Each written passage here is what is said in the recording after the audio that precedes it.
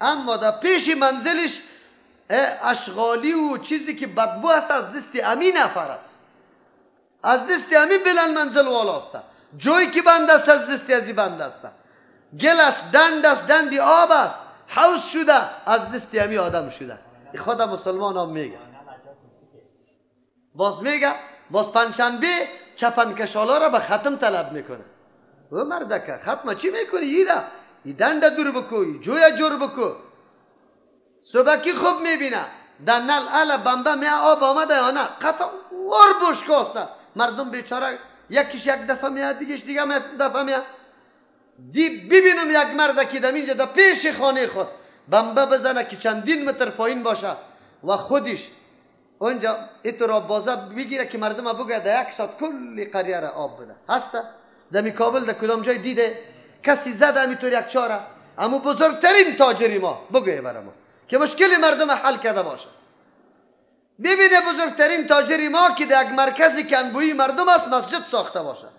قوای مرکز جای انبویی مردم اده هم است، مسجد پیدا میشه در قوای مرکز.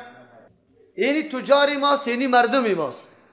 خب بیوی ما از خارجی چی میکنه؟ دست برش دراز کرده. طفل ما از خارجی، موتر خارجی را که میبینه از دیگران را او قدر نمیدوه، در خارجی ها خیلی زیاد میدوه. خب ما تو تاجر هستیم، خب میبینیم چشم ما کار میکنه. نکو می ختما را نکو، امین سمعت و ریا را نکو. جمع کو امو طفلک که اونجا سوال میکنه از پیشش سوال کو در کدام منطقه زندگی میکنی، جای مسجدش پیدا کو، وکیلش پیدا کو، نفر پدرش پیدا کو، اونجا در بین مردم بشان که دیگه بچه تا در سرک روان نکو. این نان و نفقه تا مدادم از مردم برای مردم بگو که نه اگر باز بچه زیر سرک دیده باید دی مردکر از قوم بکشه، از این منطقه بکشه. چرا که خلاف میکنه؟ که حالی سوالگر پیدا میشه و نمیشه. کجاست؟ یک مدرسه دین ما نداریم که در اونجا تدریس شوه لله فی الله، لله فی الله. مردم نیاز شما باور به الله بکنید در زمستان که طفلات درس میخوانه قاعده نورانی و بغدادی وجود نداره. قاعده است که دو ورق سه ورقش نیست. کسی پیدا نمیشه، یک مرد پیدا نمیشه که همونجا 4 درجن قاعده نورانی بیاره با تسلیم قاری صاحب بکنه که اینی هر شاگرد میه این قاعده باید داشته باشه. تخته برش بیاره، مارکر برش بیاره که نمی قسم تعلیم بده، تخته پاک برش بیاره، سوال بکنه چی نیاز داری او قاری صاحب دیگه بگو. مایی 500 روپیه از طرفی ما بگی پٹ کسا نگو خب که او به شوق درس بگوید. کوکی کدام جای میبینی؟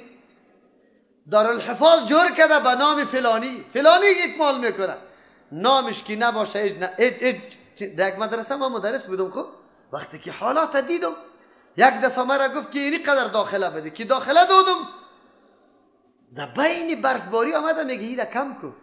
او حاجی صاحب تعهد کردیم داخله دادن قرارداد است، این مخالفت از این گناه کبیره است. میگه ما زورش ندارم. ما گفتم تو را نگفته بودیم که زمستان میاد تکلیف میاد؟ پس آن فهمیدم که منظورش است که یک دفعه مردم چی کنه؟ خدا خوب همیطور وانمود کنه، شهرت بده و بعد از او بازی چیز نباشه. گفتم نه الله حافظ، ما این طوری مدرسه را نمیچلانیم. منظوری ما است در حالت حیات و زندگی خود استی.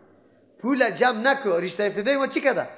پول جمع کرده در لطه بازو را گور میکنه، باز بیچاره دماغش پسان خراب میشه، جایش گم میکنه. نه به درد خودش میخوره نه در درد اولادش. دیگه هوشیاریش چی میکنه؟ دیگه هوشیاریش در اولادی خود نمیده، در سنوی خود. خیلی او سنو خیلی هوشیار میباشه، ای را خوب ملم میکنه، داده رایسته پا پیسه. زمانی که بماره سنو قند و قرود گده میخوره. برو بخیر. بچه ها یکی دیگه خود دوز میگیره که تو خورده ای، دیگهش میگه تو خورده ای، ایگه پارا شروع میکنه. بسیار دانا داریم ما بسیار داناها داریم. دیگه جمع کده میباشه در آخری وقتی جان کندن میگه آسکرتی مرا بیار، آسکرتی مرا بیار. سعی میکنی که لوتای زایری کنیش اون ناچل شده.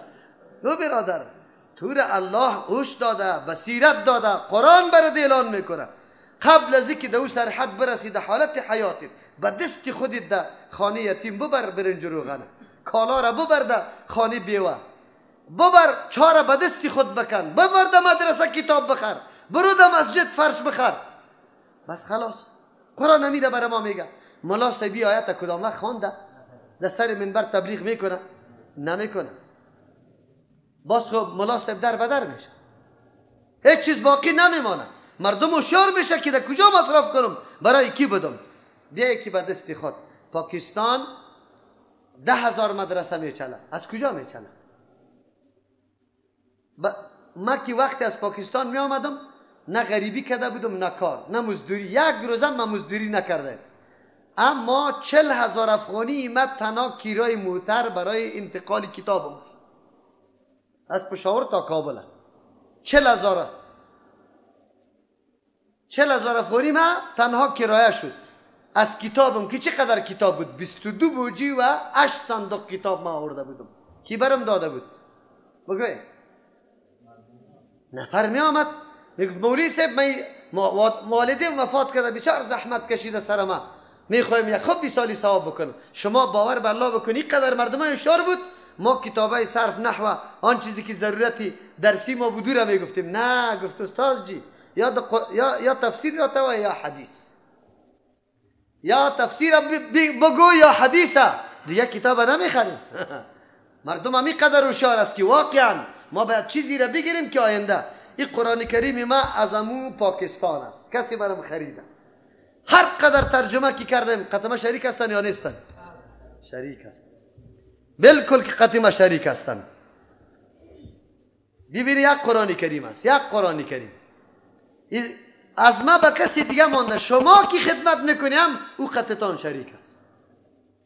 است یا نیسته؟ چطور آدم پولی خود در کجا مصرف کنه؟ شما خب گوشیتان آواز کنید. او ریش سفیدا جمع نکنیم، اینم یالی بگو کجا مصرف است. سوال بکو.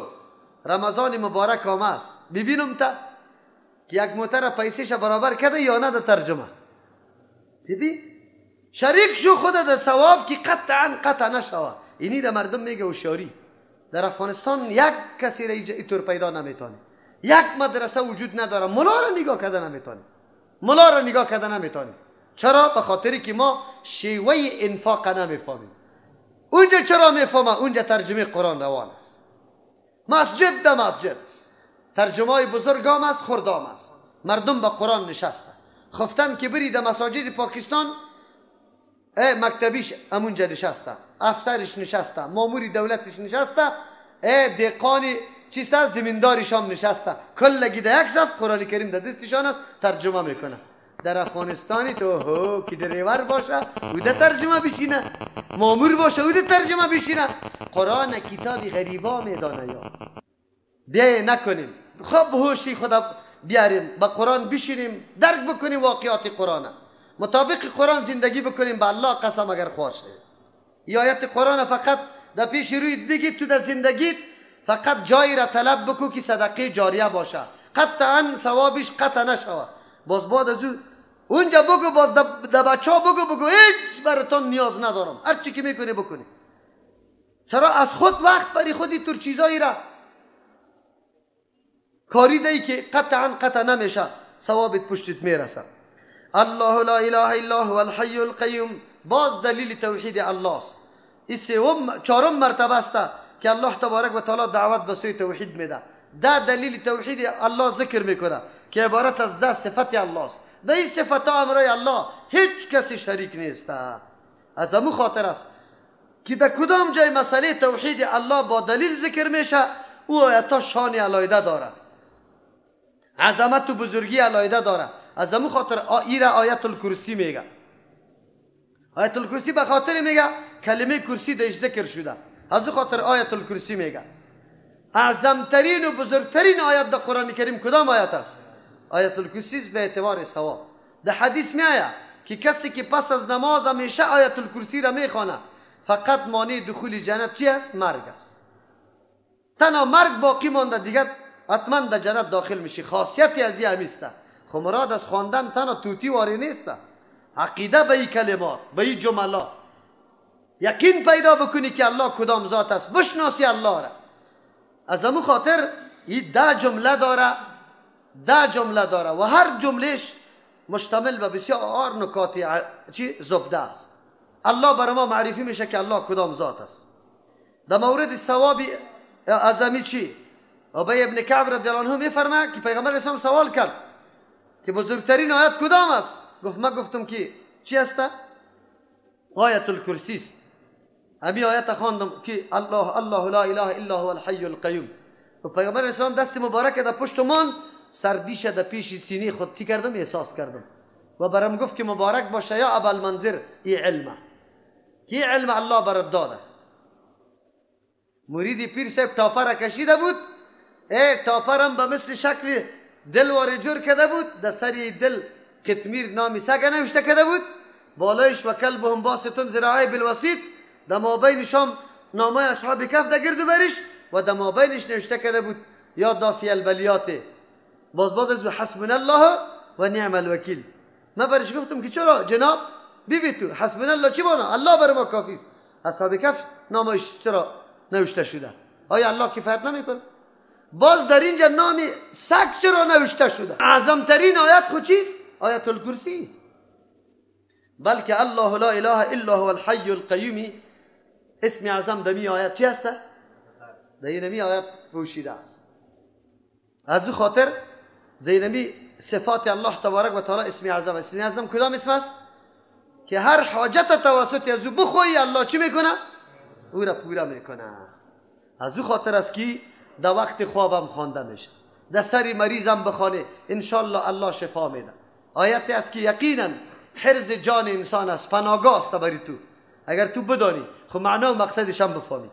الله لا اله، الله کدام ذات است؟ معرفی میکنه خود الله تبارک و تعالی لا اله نیست لایق پرستش و بندگی، نیست قابل حاجت خواهی و حاجت روایی، لا اله نیست حاکم تشریعی، لا اله نیست کسی که فرمان روای مطلق بیچون چرا سخنش پذیرفته شود الا هو، بغیر از الله تبارک و تعالی دعوا شد.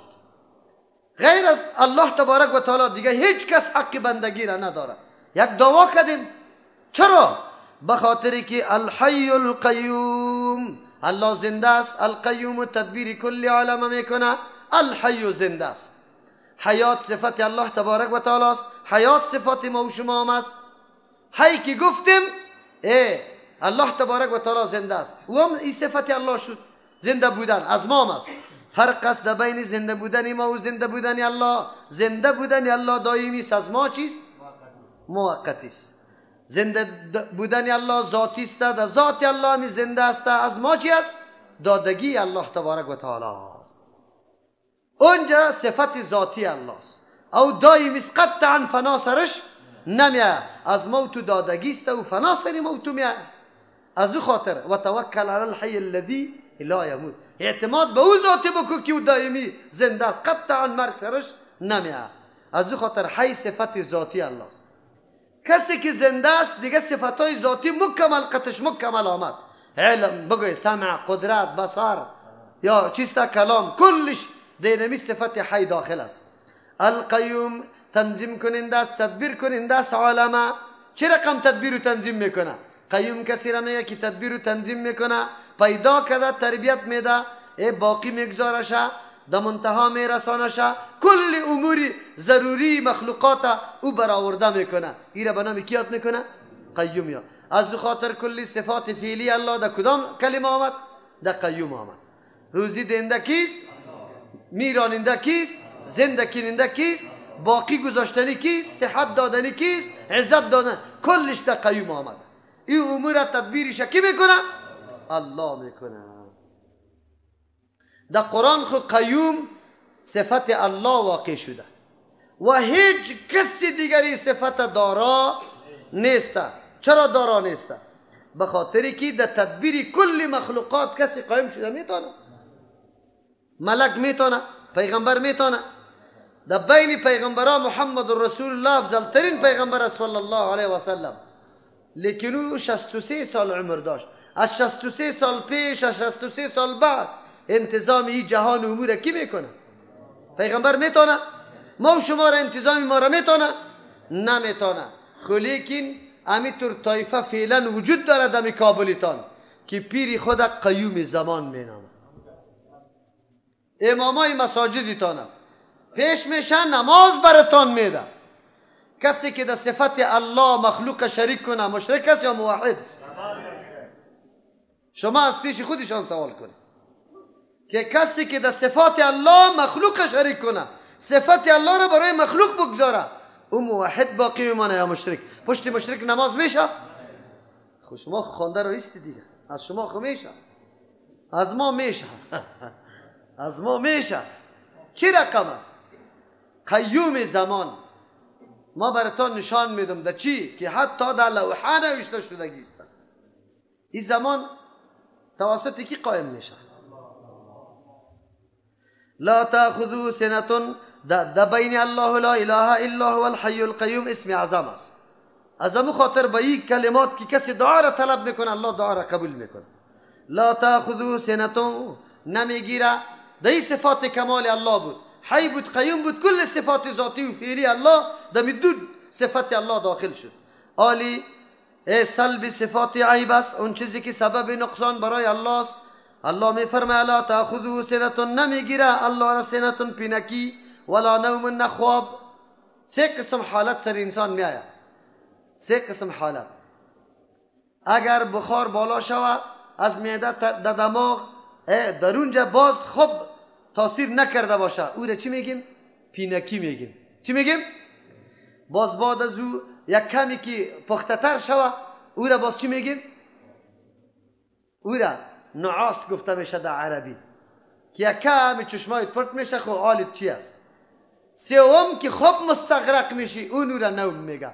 به الله تبارک و تعالی ادناترین عارضم پیش شده. چرا؟ اگر کمی پینکی ببره ما اینالی زبانم خوب میگرده یا نه؟ گپ درست میزنم یا خراب میزنم؟ یک کمی در لاسپیکر خوب برابر میباشم یا این طرف میشم؟ این طرف میشم. این نظام الله تبارک و تعالی دیگه قرار باقی نمیمان.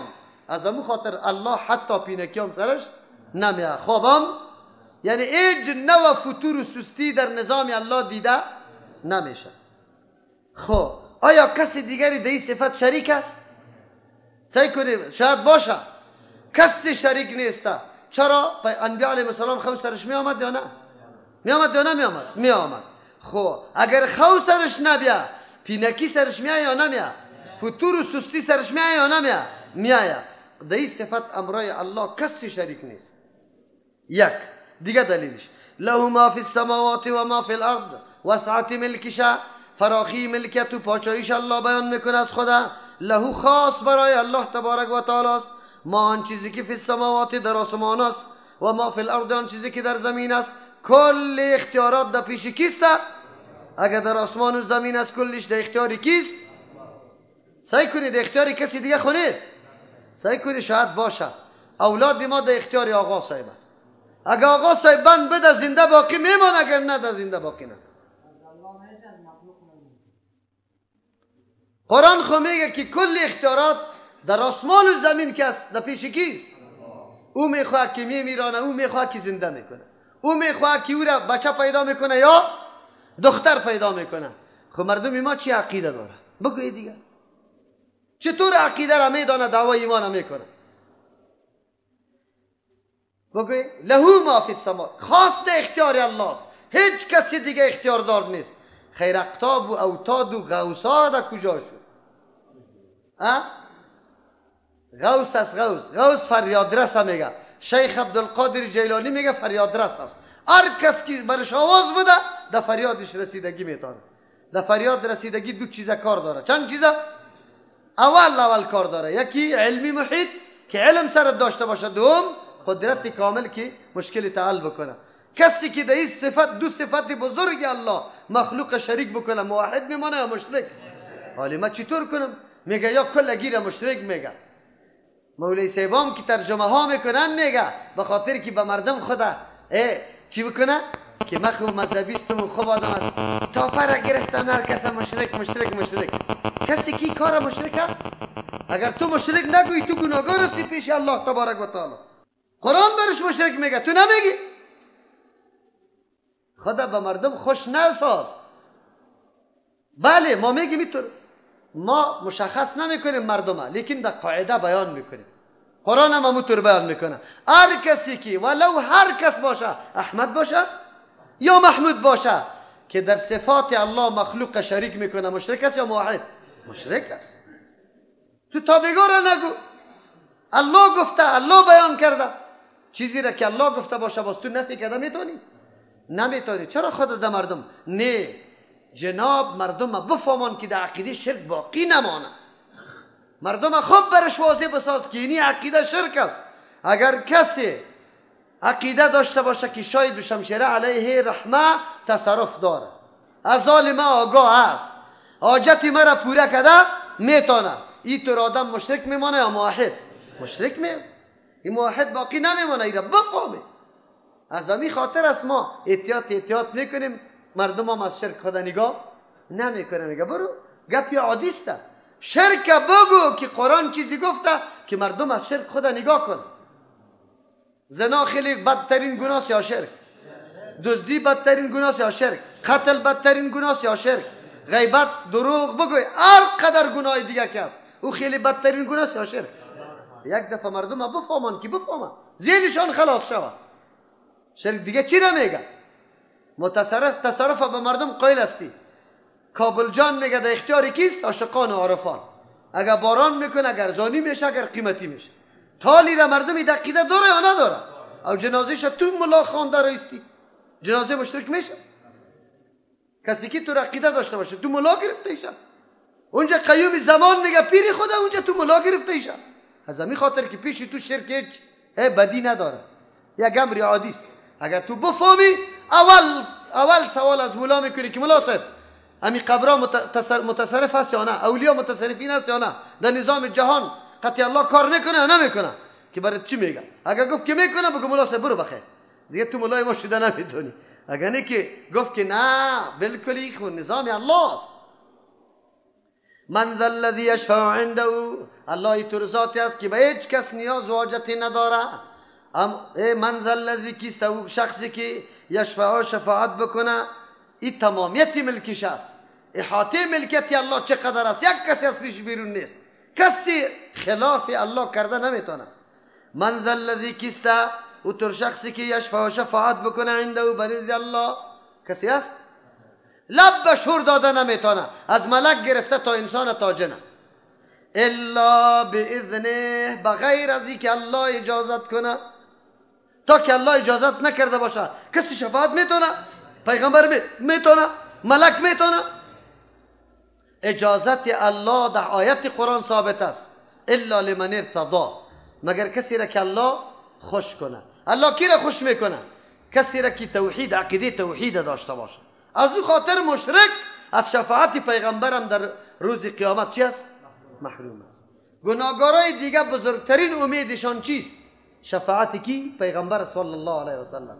لیکن برای مشرک در اونجا شفاعت وجود نداره. چرا که الله اذن برای غیر موحد نمیکنه که برای شفاعت شود. سفارش کنندم اذن به الله طلب داره که الله اجازه بکنه. در حق کسی که سفارش هم میشه به اذن کیست؟ الله. یعلم ما بین ایدیهم و ما خلفهم، وسعت علم الله بیان میشه. یعلم میدانه ما بین ایدیهم، پیش روی مردم، یعنی آن چیزی که در پیش روی ما و شما قرار داره، آمده رایسته تا روز قیامت، و ما خلفهم، آن چیزی که پشت سر مردم مانده تیر شده. یعنی تمام علم الله احاطه کرده، هیچ زمان نیست که علم الله در او موجود نباشه. ولا یحیطون بشیء من علمه، دیگه کسا احاطه علم الله را نمیتونه. ولا یحیطون، احاطه کرده نمیتونه، بشیء، با هیچ چیزی، من علمی، از معلومات الله، الا بما شاء، مگر به آن چیزی که الله خواسته. علم انسان، ملک، کلش علم دادگی کی بود؟ آیا ملک و انسان و پیغمبر و اولیاء میتونه که معلومات الله را کلش احاطه کنه؟ خیر، کسی که عقیده داره که امام ما، پیغمبر ما، یا یک ملک یا یک ولی علم با ما کانه و ما یکون داره، یعنی آن چیزی که پیش شده و آن چیزی که پیش میشه سر کلش علم داره. کسی که تو عقیده را داشته باشه موحد است یا مشرک؟ مشرک است. درسی که